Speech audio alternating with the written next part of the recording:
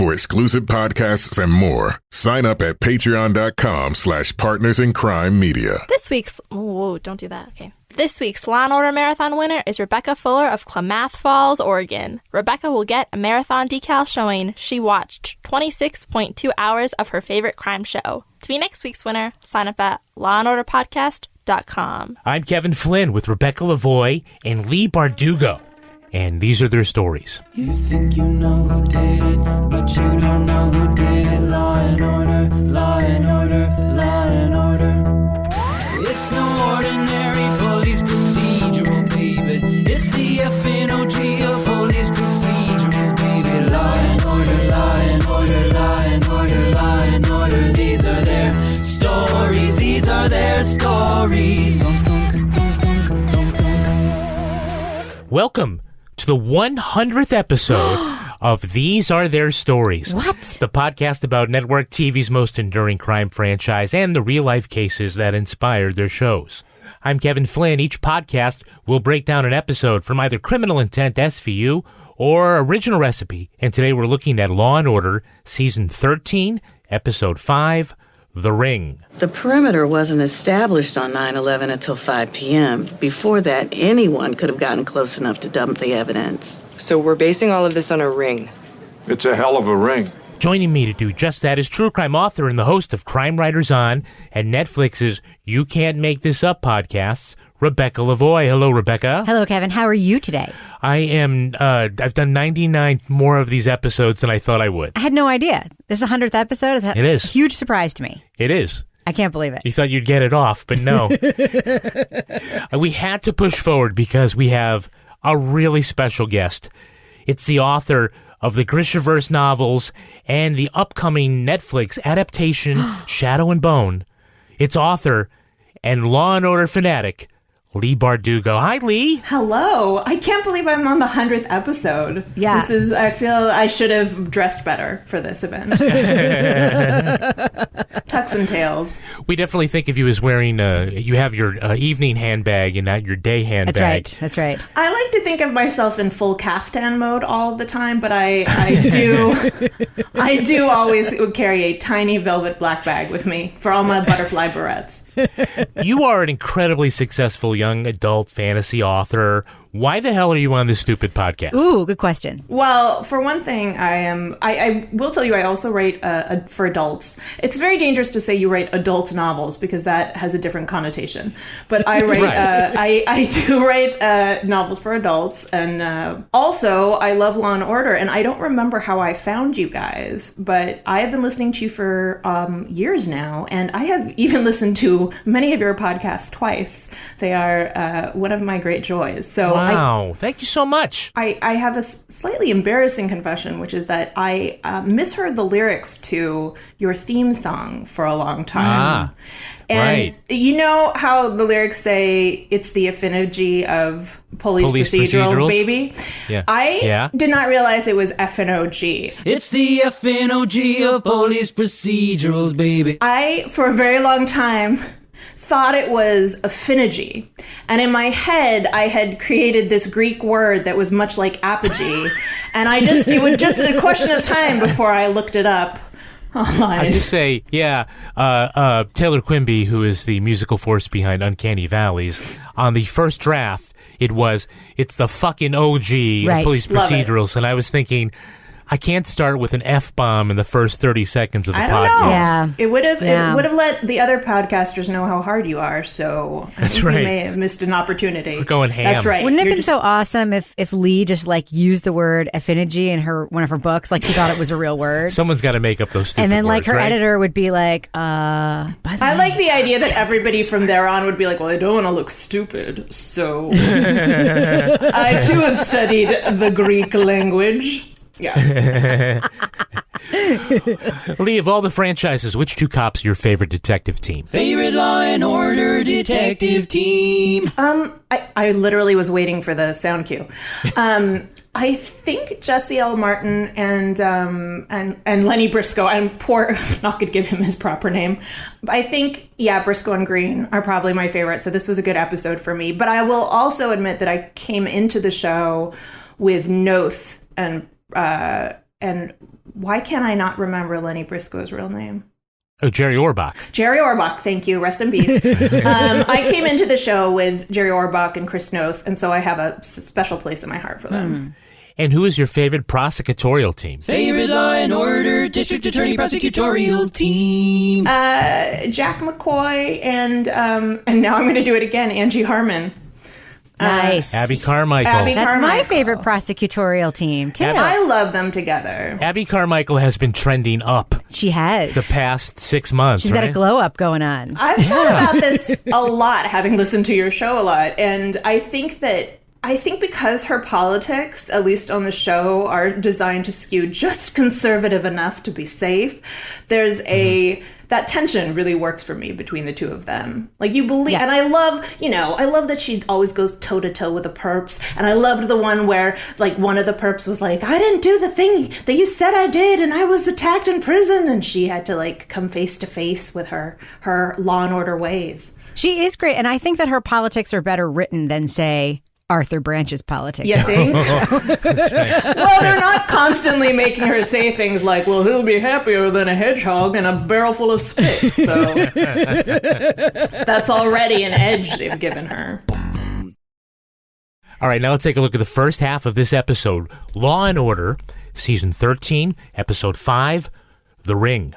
Well, a couple of preteens pull the old beg the shopkeeper to sell you cigarettes while your buddy steals 99 cents worth of Hostess Snowball's trick. The shopkeeper, more likely to die of a heart attack than actually catch them, chase the boys into a vacant lot where they discover some skeletal remains. The autopsy shows the female victim died from a blow to the head, and her left hand was severed. Well, was it amputated? Not by anyone with a license. The ulna was shattered. Well, there's another one for the homicide theory. Did you happen to find any jewelry at the scene? No, but there's some lovely furniture if you're looking for a bedroom set. There's discoloration here on the bone, which means a ring was probably there after she lost all the weight. Briscoe and Green find Little Butch and Sundance, who pocketed the limited edition ring valued at $40,000. So who is missing a ring, and perhaps a loved one? Well, it's not rich Bradley Hagen of the politically powerful Hagans. His wife still has her ring, and he had a dessert called Killer Chocolate Cake. It seems that the ring belonged to Kelly Summers, who died on 9/11 in the World Trade Center. But then why is her body in Hell's Kitchen? At Ground Zero, officials recovered her bag and her left hand, but none of the survivors remember seeing Kelly at work on 9/11. Her fiancé, Donald Houseman, says he didn't buy her that ring, and he didn't go with her on that fancy dinner on the evening of September 10th. The detectives can't learn who was at the restaurant with her, but they do serve a dessert called Killer Chocolate Cake. Them and every other restaurant. A scan of Kelly's emails shows that she was having an affair with Bradley Hagen, and it looks like they were meeting so Kelly could give an ultimatum: leave your wife or I'm telling her. Did the son of a powerful politician kill his lover on September 10th, cut off her hand, leave it at Ground Zero, then bury the body somewhere else to save his marriage? The DA says, meh, could be. He doesn't look like a killer to me. So one of the first clues is that the ring on the skeleton is unique, so they head to a store. And there the jeweler is helpful enough. With a price tag like that, I'll bet you keep a record of the buyers. Computers. Don't you love them? Okay, how about printing out a list of everybody that bought one of these? Anything to help the men in blue. There is no jeweler-client confidentiality, is there? Today, please. Then he wants to know if there's a jeweler-customer confidentiality. According to every other episode of SVU and Law & Order, there is, but not in Harry Winston, apparently.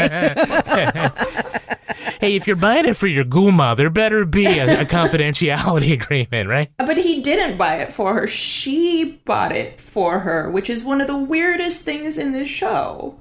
Yes. That you would right, be like, and he paid the credit card bill, so... He gave her cash deposits. Like, right. That's weird. That's the least romantic way of gift giving you could ever have. It's like being married. It's like, here's a picture of the thing I want to buy you. Right. Except I can't buy it because my wife will see my credit card bills because my secretary apparently knows her whole schedule and my whole schedule and shows each other our bills. And then, but I want you to have it. So instead, I'm just going to make 4 weekly deposits so that in 4 weeks, you can go buy this ring that I'm handing you a picture of right now. Yeah. Hot. That secretary knows about that shit, too.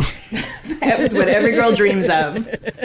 Baby, let you buy you a ring from me. Beautiful. Exactly. On the layaway plan. But if she wasn't super into him, why would she take that gift? That also confused me. Right? Yeah. Yeah. I mean, do we really have a sense for who the victim is, actually, at any time? Like, I feel like we get some pretty contrary views of who she's supposed to be. Yep.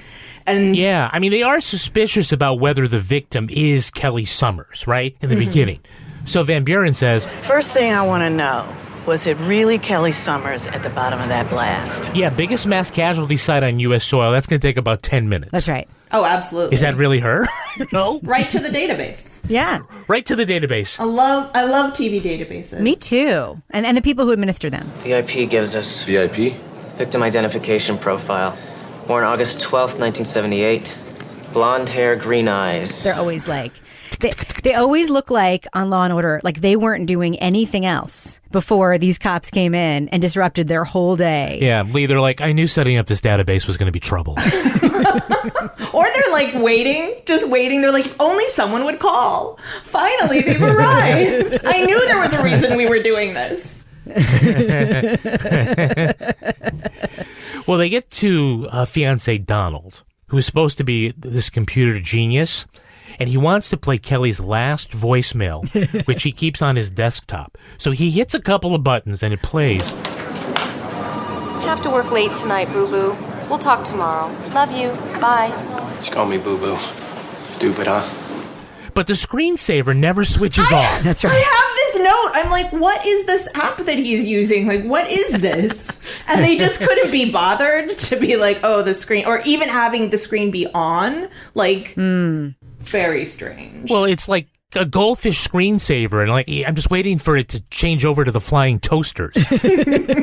I do need to point out, though, also, when they find the skeleton, it's very Pirates of the Caribbean. Like, yes. Yeah. That skeleton is not like, oh, this has been here a year. It's like a perfectly presented skull. It really felt like a Dead Men Tell No Tales moment. It did. But I loved when they went to go find out about the bones, and our cops became like children full of wonder, and we're like, this reminds me of science class. This reminds me of science class. Reminds me of home. Home? I grew up in a meatpacking district. I grew up in the meatpacking district, where apparently Lenny was surrounded by human carcasses all of the time.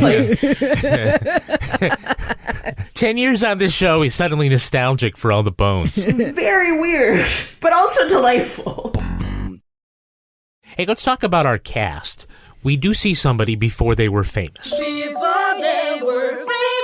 Who is playing Donald Houseman, Kelly's fiancé? Anybody know? I should have gone to her place when she was done with work.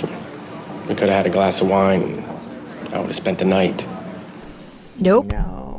No. You may remember him in front of the camera as the reporter who made up stuff in The Wire. Oh. But he is now known as Academy Award winner Tom McCarthy. He's still a workaday actor. You mean the director?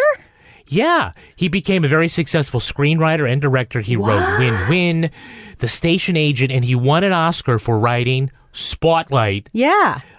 Which he also was nominated as Best Director. Yeah. Wow, that's incredible. That's him. That's the greatest story I've ever heard in a, hey, it's that guy. Or I guess before they were famous, but who knew?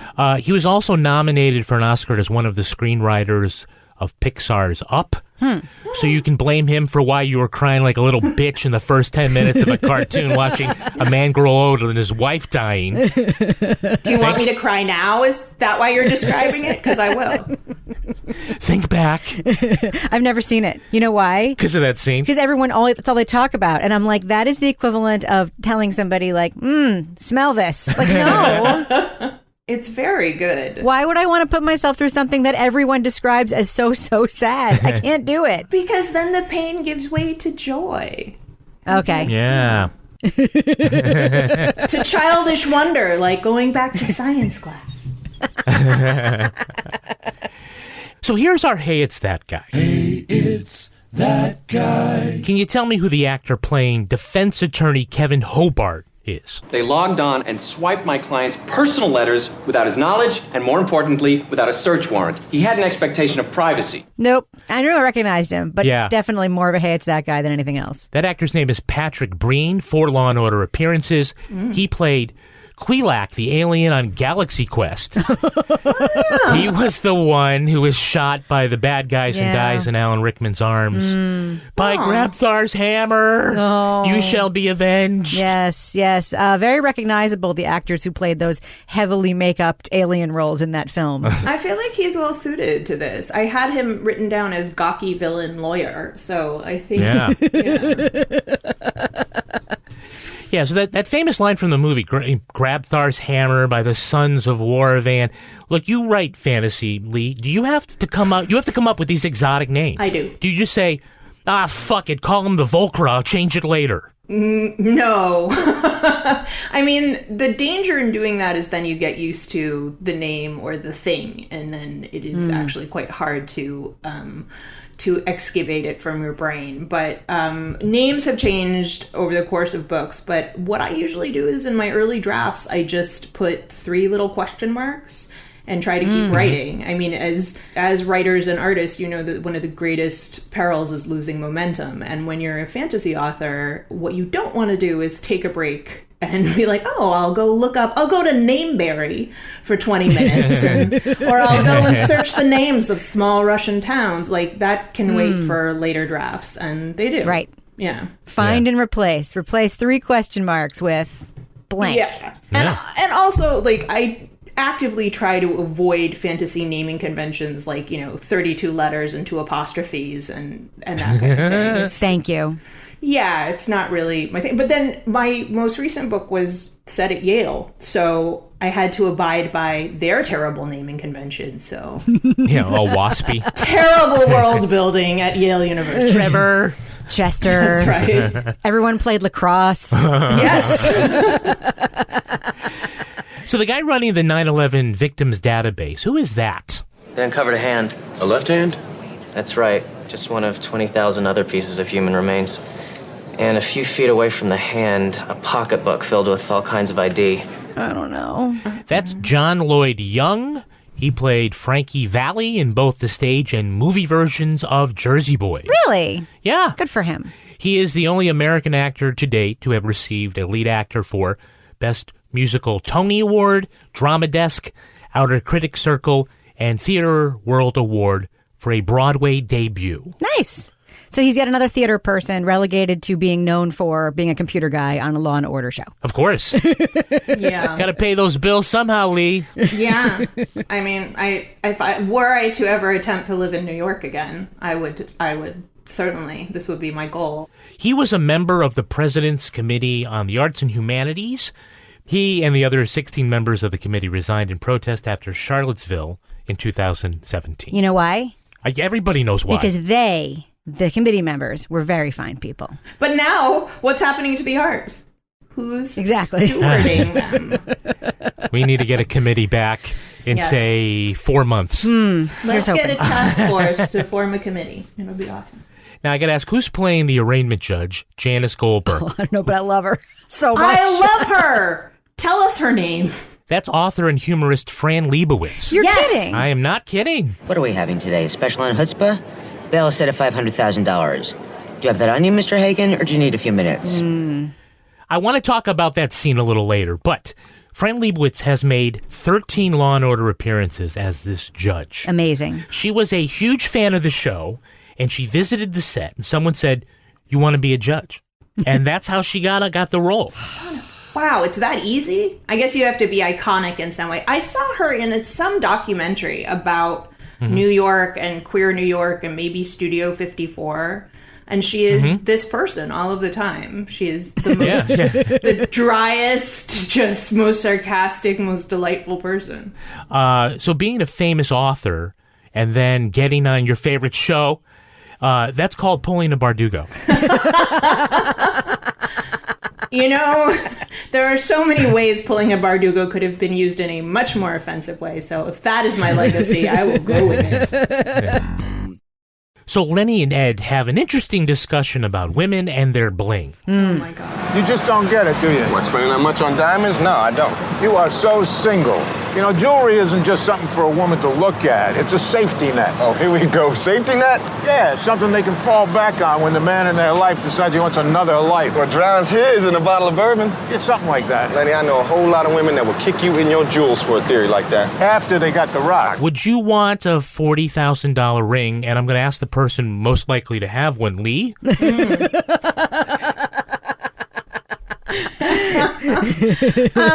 You know, you do have jeweler-client confidentiality. You didn't have to disclose that. But I will admit, when you see a diamond of that size, something does take over, and you it does. Yeah. Yes, it's true though. Yeah. Just like I've got to be honest though, like if I had a choice between that ring and then or walking up to Ed Green and slipping that Rolex off of his wrist and taking that, I think we both know which one I would choose. You'd be throwing yourself at Ed Green.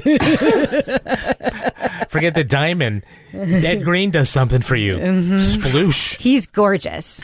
He is an extremely. I saw him in Rent in the original cast as a youth, and he was gorgeous then too. I had New York questions about this episode because I know you guys know more about New York than I do. Is La Galoo a real restaurant? No idea. Of course not. Probably not. I'm really. That isn't even real cake.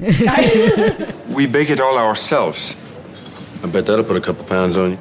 We call it killer chocolate. Really?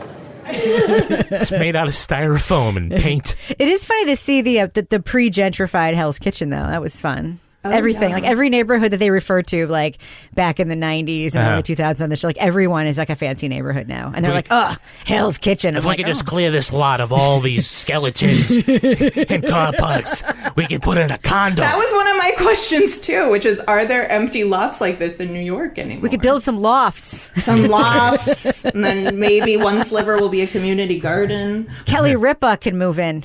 I loved when they were talking about the rings. And then, like, Lenny was such a mean girl. He was like, you are so single. I was like, I love mean girl Lenny. Yeah. Yep. We should talk about the fact that Serena Sutherland, with her genius legal mind, comes to the conclusion after watching somebody in the interrogation room that, quote, he doesn't look like a murderer. He doesn't look like a murderer. And therefore must not be.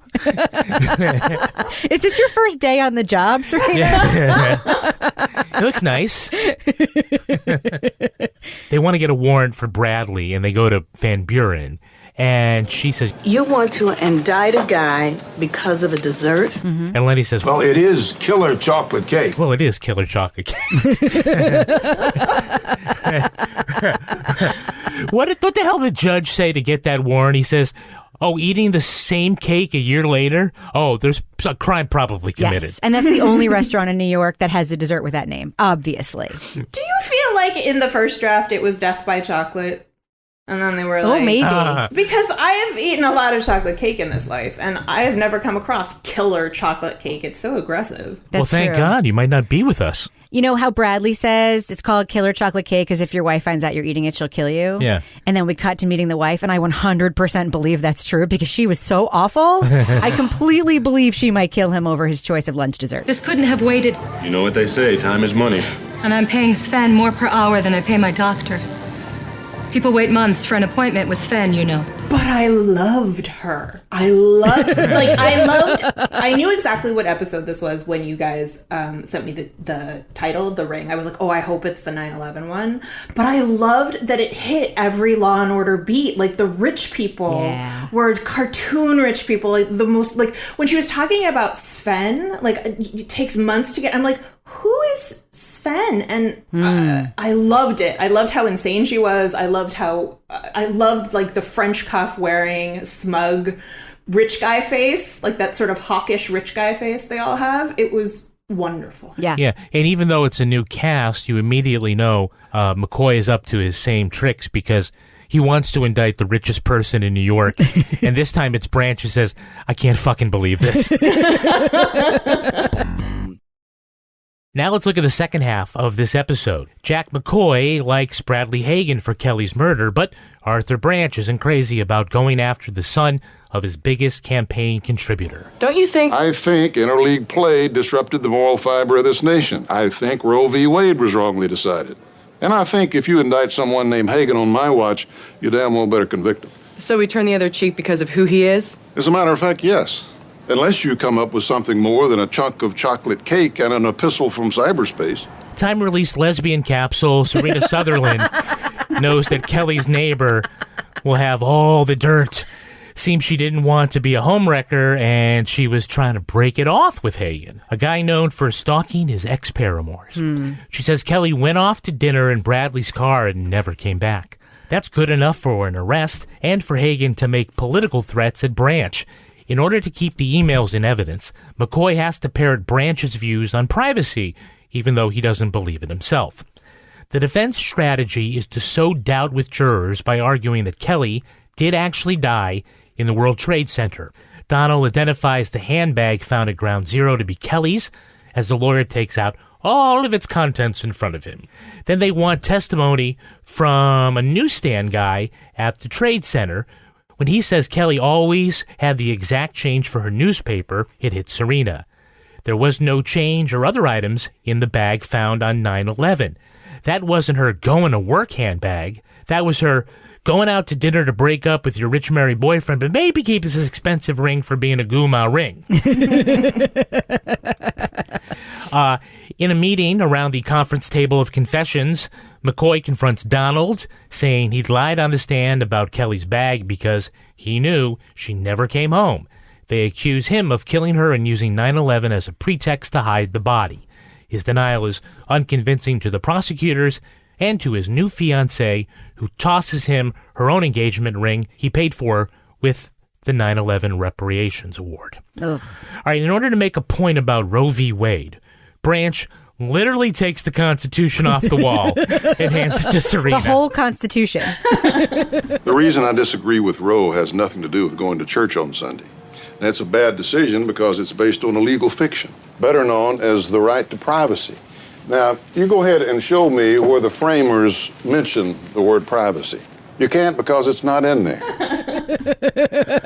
Well, come on, Arthur. There's more than one frameable page to the Constitution. It's Exactly. I really wish he had just been like, keep it. Like, just keep it. I have a whole, and then just has like a whole pile of framed constitutions to put up on the wall. I think we see in some other episode where he has the pocket version and he takes it out of his jacket so he can flip right to the 27th Amendment. He's nothing if not a strict constructionist, that Arthur Branch, isn't he? When he first brought up Roe v. Wade, I was like, really? Like, that's, we're immediately going to Roe v. Wade?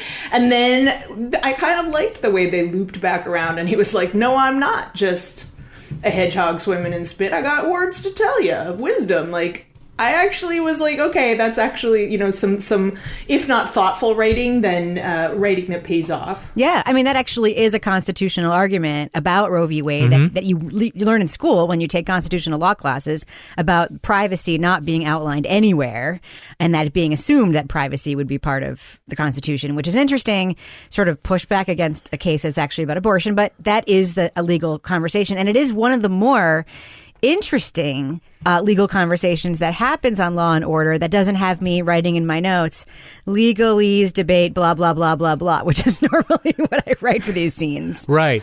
Well, look, they have gone through, this is the third DA officially in the series, and they are making him a lot different, of course. Yeah. He's conservative. He's the anti-Weast.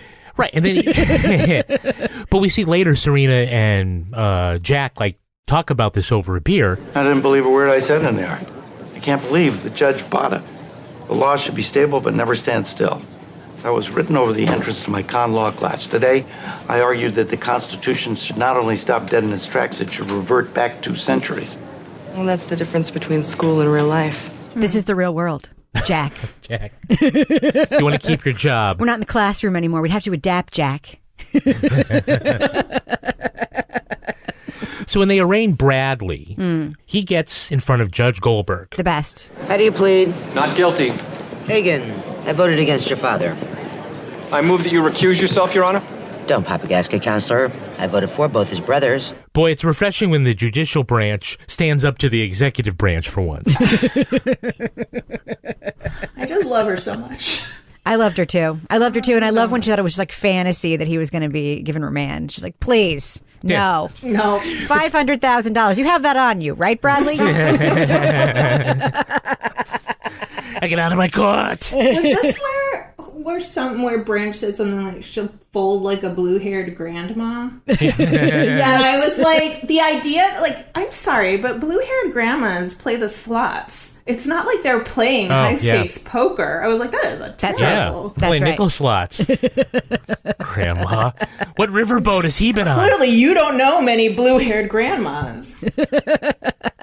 They like the video poker. This is sort of when the writers are stretching their elbows a little bit, like going, let's see how cornpone we can make this new character. Don't you feel like they just give Fred Thompson, like, let's just make a brainstorming document. You put down every cornpone thing you've ever heard anyone say, and we'll just include it in the script. Leigh, I think when they type out the script, they just put 3 question marks right where his response is supposed to be. Insert cornpone. A something with a something on a something. So, murder victim or 9/11 hero? People that knew her best seemed to prefer that she was killed in the terrorist attack. There's something to be said for closure. That's a better theory than mine. Which is? They saw something heroic in being killed in the Trade Center. This 2003. Yeah. And that's a real feeling.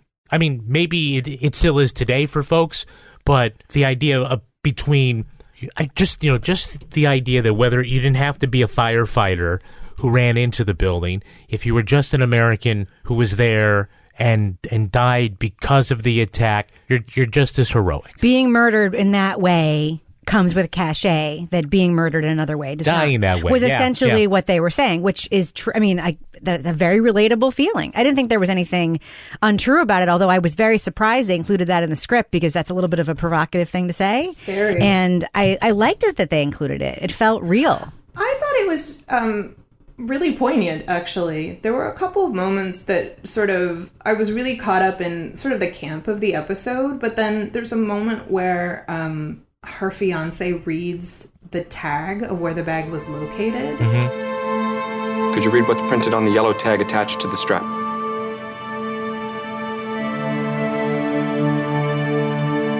Found 112 yards northeast of Church in Vesey. Thank you, Mr. Hausman. A terrible thing happened to this country on September 11th. It affected some of us more than others. You have my heartfelt sympathy. And for some reason, that hit me hard. Like, it was, I don't know. Like, there were certain... That's the thing, is that I think a lot of the times when Law & Order is really trying to get you, they don't get you. Because it's so ham-fisted. But I think that this was this kind of small, very human moment. And I think it was set up well with the idea that this idea of becoming heroic in death as opposed to necessarily in life. Now, Serena has this epiphany about the bag. Love it. The bag they found at the Trade Center was an evening bag. A bag a woman takes to work. It has a phone book, a date book, a pen. The rescue workers found the bag she took to dinner the night before, not the one she usually took to work in the morning. Which I saw in her sister's closet. The thing is, her fiancé testified under oath that the evening bag is the one that she takes to work every day. He's lying, Jack. And thus further proves that McCoy knows nothing about women. There's another episode, and I believe it's Van Buren, who is able to sort of provide the key to a case because she realizes that a woman would never put her expensive bag on the floor of a bathroom stall. Oh, that was Eames. Was it Gorin and Eames, yeah. She hung her purse on the hook here. Leather coat would have just been able to reach over and grab it. No, I think Miss Kittredge probably just put it on the floor. No, she hung it up. Right, a girl thing. So the purse is on the hook. And who knows even less about women? begorn. Exactly. But I do love it when like moments like that of just like there's the sort of lack of understanding of the practicalities of like life as a woman. No, you don't keep cash floating around in your tiny little handbag. No, you don't. I like that. I thought that was like, and I love what Serena was like, no, I'm sure. And he was like, Serena. She's like, I'm sure. I like it too. I thought it was, I also was like, she's wearing a very sharp outfit today, so that's why she's so sure. She had full conviction. It wasn't that kind of like mottled gray suit previously in the episode, because then she wouldn't have been sure. But I will also say, I'm not convinced that any suit should allow you to shut down a meeting that way, where she's like, we're done. Get out. Sorry, boss. Never want to see you again. You've been of no help at all. There's no room for extra tampons in that tiny bag. She couldn't have been bringing that one to work. Absolutely not. No breath mints. You know what else sort of stretched believability a little bit? What? That the judge wouldn't allow a photo of a severed hand into a murder trial evidence, where assuming they're going to be showing the photo of, I don't know, the body. So why not show the photo of the hand? Oh, my God. Approach. Let me have that. No way, Your Honor. This is only meant to outrage the jury. My client's defense is that the deceased died when the towers came down. This is evidence. Evidence to make the jury throw up? Rule of thumb. In my court, that's inadmissible. Too much. Bones are fine. Flesh is not great. No, apparently not. But so if it had been a different kind of body, like the jurors just wouldn't have seen any of the evidence. Oh, they would have been. You see the chalk outline. They would have shown them the chalk that drew the chalk outline. So, computer genius, Donald Houseman's password. They can't get into his computer. This guy's good. He designs software for a living. Well, he's got me stumped. I'm into the company data bank, but because of his firewall, I'm gonna need a password to hit his personal file. Try son of a bitch. No. Try Boo Boo. Like in Yogi? Just try it. It's her pet name for it. Oh, yeah, he's good. 2 years after he murdered her, his password is his girlfriend's nickname for him, Boo Boo. Which they type in correctly on the first try. Right. No capitals. No zeros for O's. No dash. No special letters. Nothing. Not even a number at the end, like the year he graduated from high school. Like, no. Not even Boo Boo 17 or whatever. Like, it was. I will say that when you know that he murdered her, which, by the way, I also think they set up surprisingly well. Like, I believed. Yes. Like, I think they sort of cleared him as a suspect successfully, so that it still worked as a twist. But I found it really chilling to think of him still having her last voicemail on the computer. Gets weirder, yeah. Yeah. Like, that late at night, he's just like, tee-hee, I got away with it. Like, there's a... I feel like we find out, in my head, because I remembered parts of this episode, he was found out much sooner, and there was a trial for him. So I found, like, the denouement almost, like, abrupt after he was discovered. Yeah. I thought it was actually a really tightly constructed twist as well. This was one of the rare episodes, I haven't seen it in a really long time, where I was like, this is all very credible. I mean, not credible in terms of like, it could happen to you, but credible in terms of like the succession of events actually being... like bringing you in, you know, as a viewer, I felt like I thought one thing, then I thought another thing. The legal arguments made sense to me. They weren't crazy. We didn't have someone pulling a weird, made up diagnosis out of an unwritten DSM.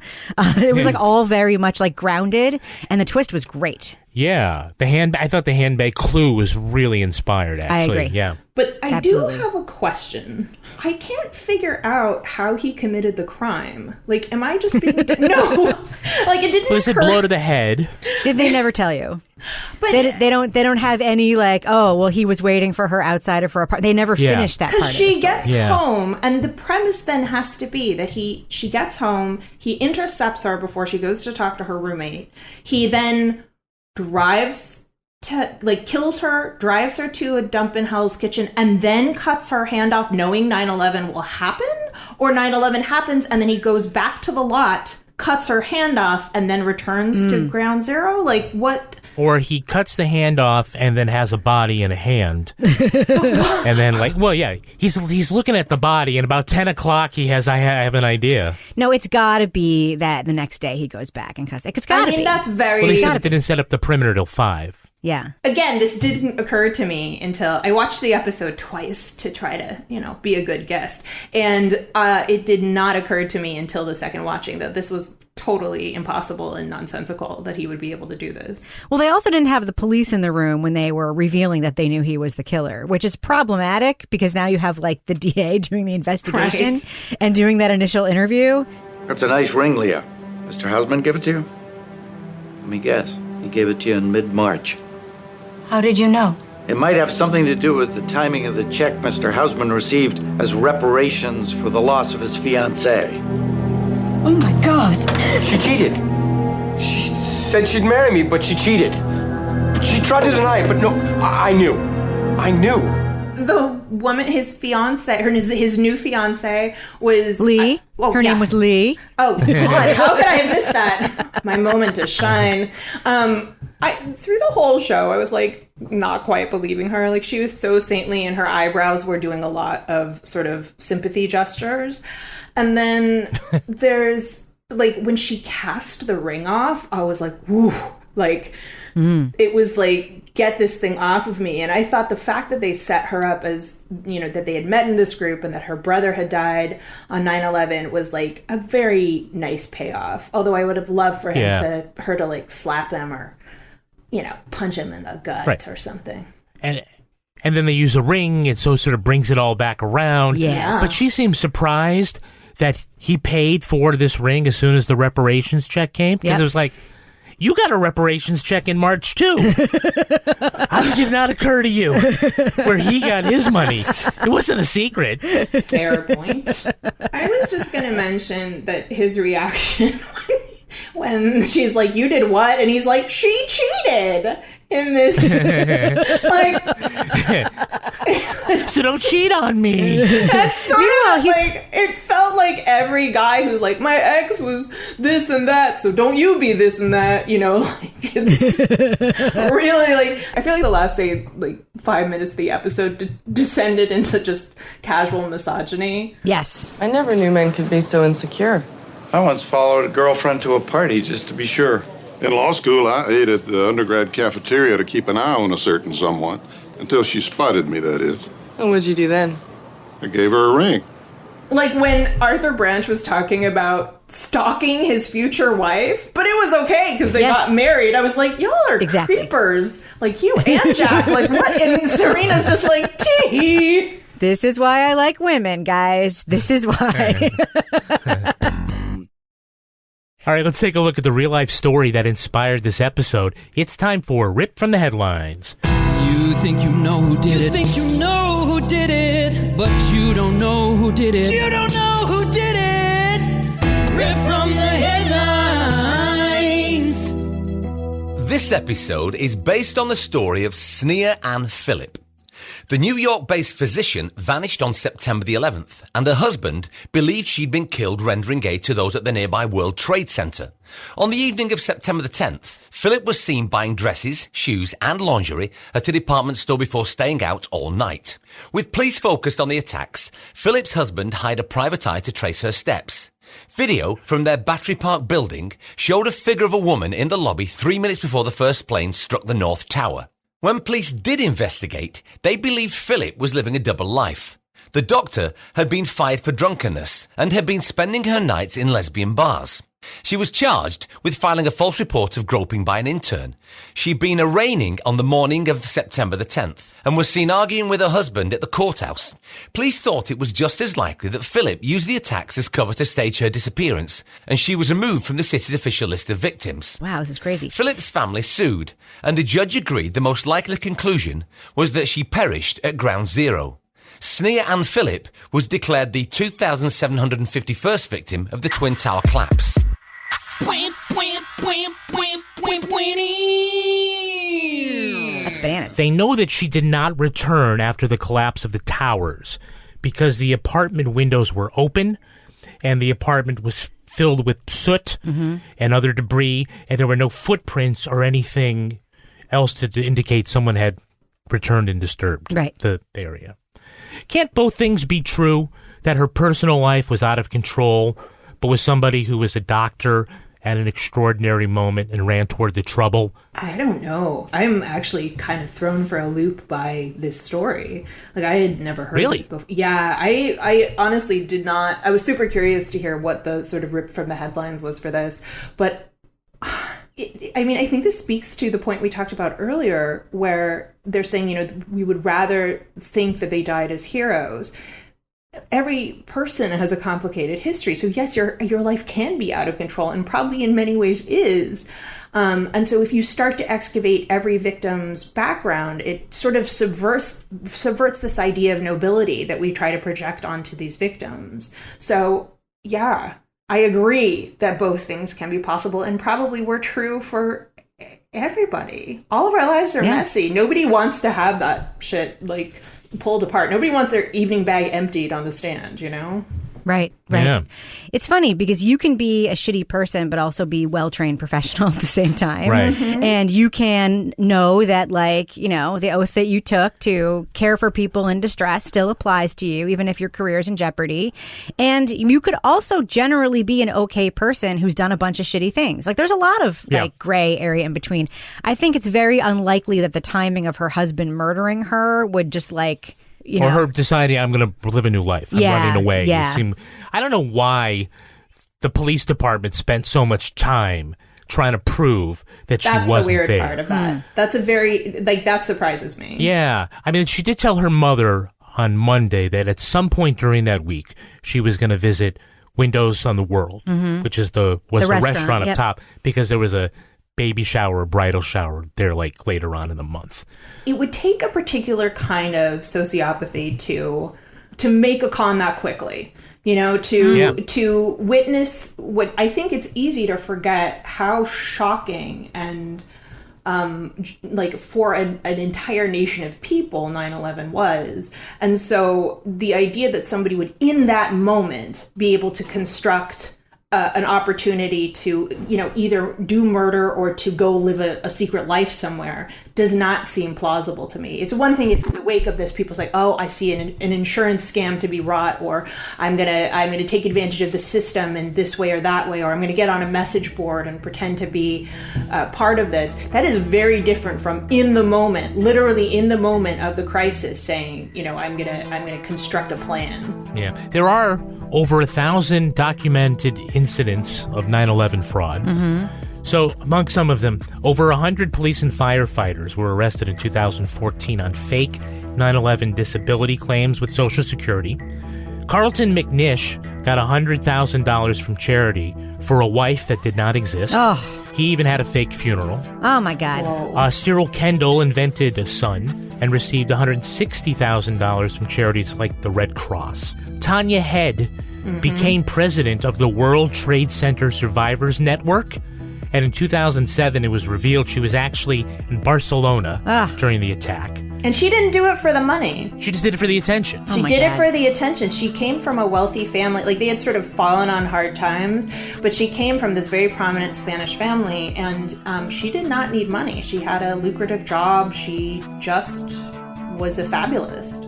Now, Sneha Anne Philip was living this double life, staying out all night, getting drunk. One of her favorite lesbian bars was called Meow Mix. Nice. That's where she met Serena Sutherland, by the way. Hey, that is going to do it for us. We want to thank our special guest, Leigh Bardugo. Leigh, where can our listeners follow you online? You can find me at L Bardugo, just the letter L, not El Bardugo. But you can find me at El Bardugo. On Instagram is where I'm most comfortable. I'm occasionally still on Twitter these days. And Rebecca Lavoie, how can our listeners follow you? They can also find me on Instagram and on Twitter at Reb Lavoie. And you can track me on Twitter at Kevin P. Flynn, or tweet to us at Law & Order Pod, or follow us on Instagram at These Are Their Stories Podcast. Our newsreader was Cy Frater. Our theme music was composed and performed by Uncanny Valleys. Line editing by Henry Lavoie. Content assistance from Travis Roy. Lily Flynn handles promotions. To get ad-free episodes of These Are Their Stories a week early, sign up for Stitcher Premium. All clips in this podcast were used in compliance with the U.S. Copyrights Act Fair Use Exemption for criticism and commentary. Special thanks to the elite squad of the Law & Order Wiki community for preserving the evidence. Go to lawandorderpodcast.com and sign up for our newsletter for a chance to be our next Law & Order Marathon winner. These Are the Stories was recorded in the Yoga Loft above the Bodega in Bay St. Louis, Mississippi studio and is a production of Partners in Crime Media.